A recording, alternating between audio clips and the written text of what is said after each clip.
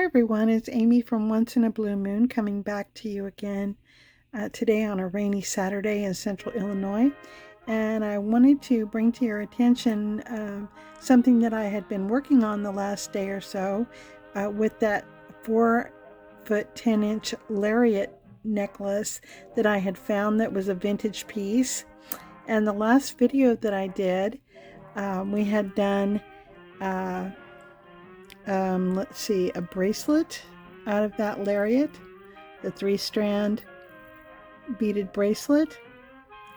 We had done a pair of dangle earrings,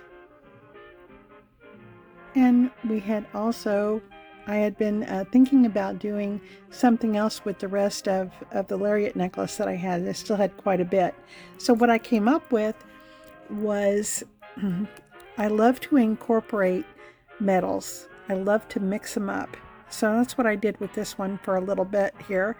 I have it on the stand. I think I need to invest in a little bit bigger of a stand than what I have right here. But I took 18 inches of that lariat necklace and I added this silver mother of pearl pendant on here with 3 rings to attach and to where it would just lay flat like this. And then I thought, well, let's try a little something else. So I saw in my stash I had some of this wrapped chain with the little dangles on it. So I thought I would use some of that. I thought the coloring and the style would go with this other necklace here. So what I did was this one was 18 inches. So I went ahead and I cut off roughly 22 inches of the chain and I attached it to the back of the necklace here with a jump ring, and I counted 4 from each side from the clasp over, and I attached it with a jump ring on either side of the first necklace, and I think it came out awesome. I just absolutely love how it came out. It just hangs so pretty. And I thought, okay, well, I still have some left. Let's see what else we can do here. So I came up with this other idea for another pair of earrings using some 20 gauge gold wire. And I've got one prototype done. You can see it right here. I used the 20 gauge wire. I used 2 of the round beads from the lariat necklace and attached them. And then I also used a ear wire with the silver and the gold. Like I said, I love to mix the metals. And this one was a bit of a challenge. I don't know if my hands weren't working right or if it was just the excitement of being able to make something new out of something old again. But I went ahead and I did one earring up, and I'm going to go ahead and show you how I did the second one. Okay, I've got the camera repositioned, and I'm going to go ahead and move these other items out of the way to give you a clearer view of what we're going to be doing with this other earring. Let's put him over here. Okay. Here is our first earring, and we're going to go ahead and do the second. Now I took roughly 3.5 inches of my 20 gauge wire, gold wire, straightened it out some. You can do that. They have a tool that you can use to go ahead and straighten this up, or you can use your fingers, which is what I usually end up doing. So I've got about 3.5 inches, and I was looking for something round, of course. Not like I don't have a lot, but I found this storage container that I have some of my charms in, and I decided that I would use that to shape my earring hoop. So I just put it around. And the 20 gauge like this is flexible enough, soft enough to where I can pretty much just form the circle or the round shape with my fingers. I don't have to use any type of mallet or anything. And so this is what you end up with. Okay, so then what I did was I took my round nose pliers, which I thought I had them out, but I don't, so let me get those real quick. Took my round nose pliers and I'm going to put them on the very edge of each side of this hoop. I'm going to make the smallest loop that I can make, turning it towards the inside of the loop. Take it out, put the pliers back in, and finish the loop. Straighten that out a little bit. So you've got one loop right here. And now let's go ahead and do the other. Turn that loop around.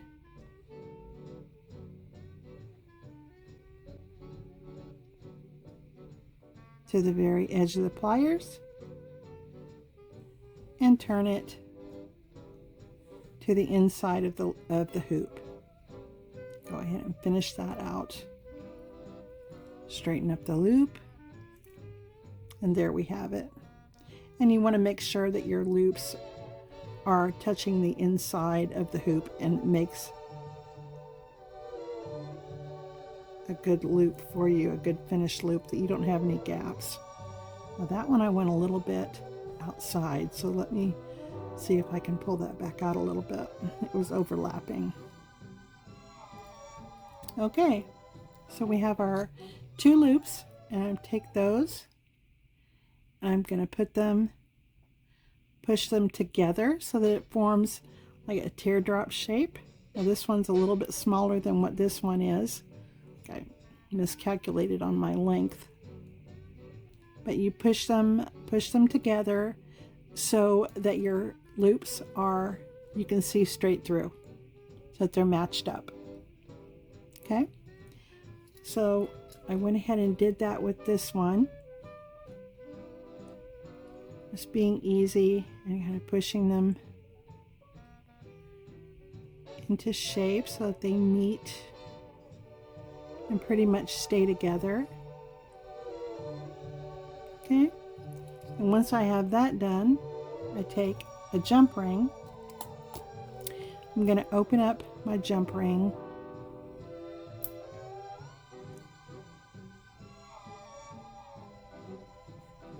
Oh, actually, before I do that, I want to do another step to make it a little bit easier to put it together, I think. So I went ahead and I took off two of the 5 millimeter, excuse me, I thought they were 5, but I think they're actually 6 millimeter rondelles. And I took those off of my lariat necklace, and I have taken one bead that had the loops like this one did, taken them completely off because I'm going to turn this into a dangle, and I wanted to use a 1-inch ball head pin for that purpose. So I took the loops off of one, put it on my head pin. Okay, so I have it like this. I'm going to take that, turn it to a 90-degree angle.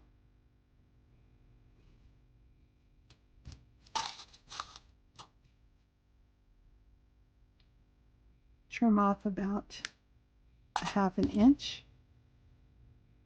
Get rid of the excess.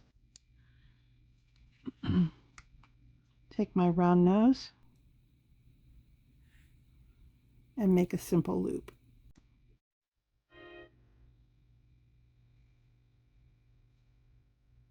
Making sure that it meets.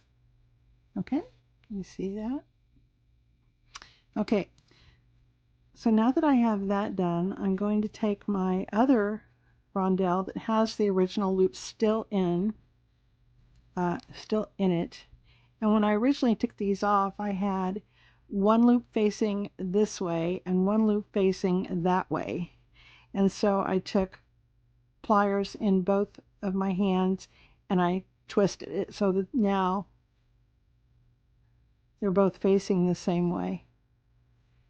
Okay. I'm going to open up one end. Okay. Get that one end. You ever have those days? It's just, your fingers just don't want to work right for some reason. Then I take my other rondelle and put it on the loop.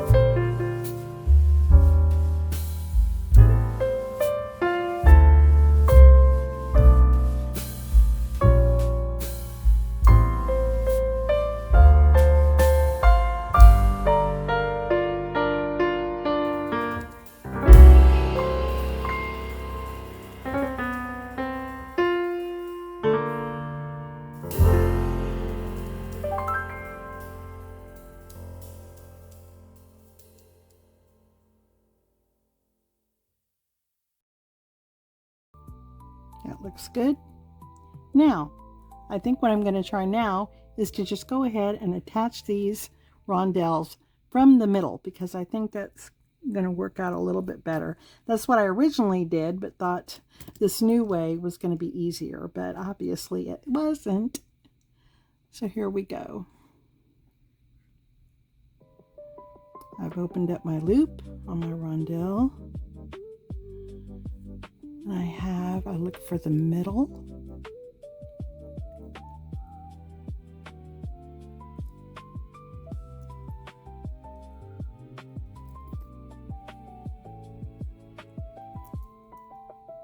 the middle. My goodness.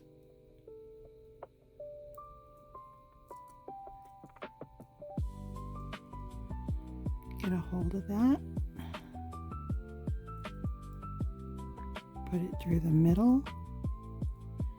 Hang on to that bad boy.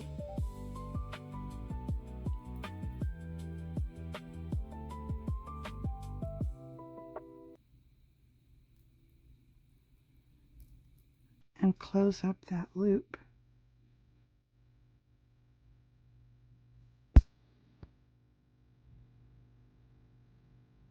Close up that loop.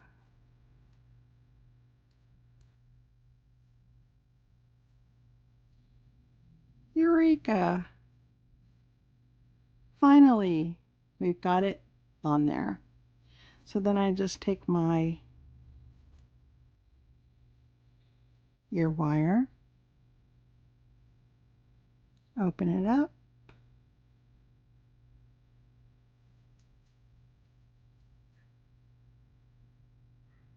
slide this on,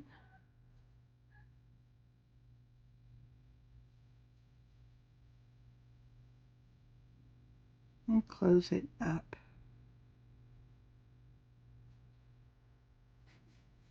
Okay, and there we have it.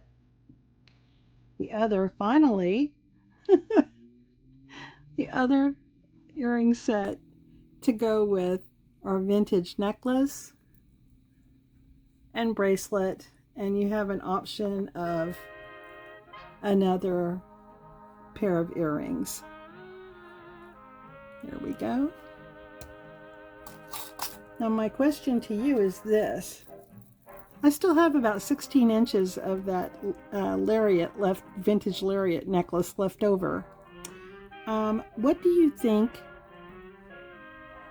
I should do with the rest of that? Is there anything else that I could make that you think would be interesting? I would love to know what you think. If you could leave me a comment in the section, that would be great, and just let me know what you think. We have this left over, 16 inches of this, and out of that lariat, that 4-foot 10-inch lariat, we got 4 pieces of jewelry that all look completely different than what that lariat did as one long piece. So I would love to hear what you think.